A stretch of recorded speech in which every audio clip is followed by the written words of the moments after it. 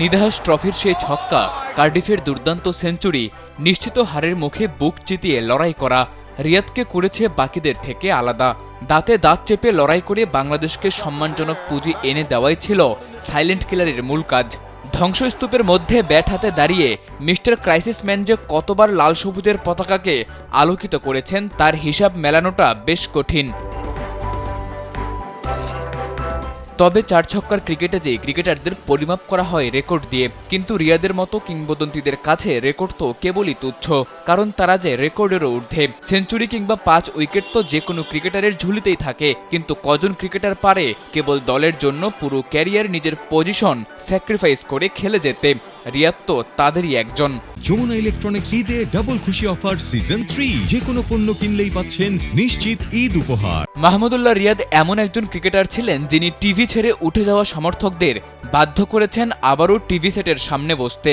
দলকে শেষ সময় জয় এনে দেওয়া সাইলেন্ট কিলার এদেশের সমর্থকদের কাছে হয়ে উঠেছিলেন বড় এক আস্থার নাম। সমর্থকরা অনেকে তাই তাকে ভালোবেসে সাইলেন্ট কিলার কিংবা মিস্টার ক্রাইসিস নামটাও উপহার দিয়েছিল। রিয়াদের ক্যারিয়ার যে কতটা স্যাক্রিফাইসের সেটা তার রেকর্ডের দিকে তাকালেই স্পষ্ট বোঝা যায়।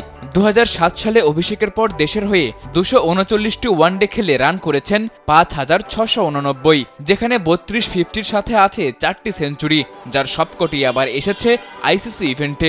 বাংলাদেশের আর কোনো ব্যাটসম্যানের নেই এমন কীর্তি।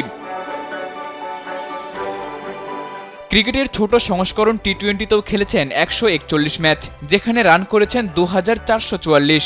এই ফরম্যাটে বল হাতে শিকার করেছেন 41 উইকেট।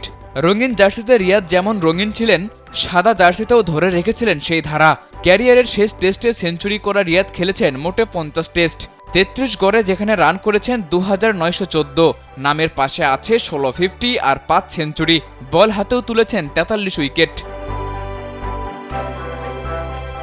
দেশের ক্রিকেটে রিয়াদের এসব রেকর্ড হয়তো একদিন অন্য কারো হয়ে যাবে, তবে চাইলেও রিয়াদকে কখনো মুছে ফেলা কিংবা ভুলে যাওয়া সম্ভব নয়, কারণ রিয়াদ এদেশের ক্রিকেটের এমন এক তারকা যার কাছের রেকর্ডও যে একেবারে তুচ্ছ ব্যাপার। ক্যারিয়ারের শেষটা নীরবেই ফেসবুকে জানিয়ে দেওয়া রিয়াদের জন্য শুভকামনা।